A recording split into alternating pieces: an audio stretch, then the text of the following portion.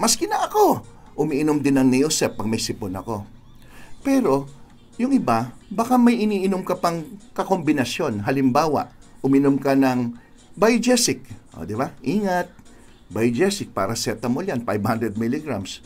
Uminom ka ng Neosep Forte, may 500 milligrams din na paracetamol. Di 1,000 na. Tama po ba? Nagkataon may trangkaso ka, na alam mo may trangkaso ka, masakit ulo mo, may ubo ka, nag-bioflu ka pa. So, 500 milligrams din ang paracetamol ng bioflu. Pinagsama mo ngayon yung tatlo. Dahil karamihan uminom, di ba? Tatlo, dalawa. Ang bioflu, tsaka yung Neosep, pareho lang po ang content. So, iba lang ang branding, brand name, bioflu, yung isa naman, Neosep. So, pinagsama mo yung tatlo, di meron ka ng 1,500 milligrams na paracetamol. Tama po ba? Okay.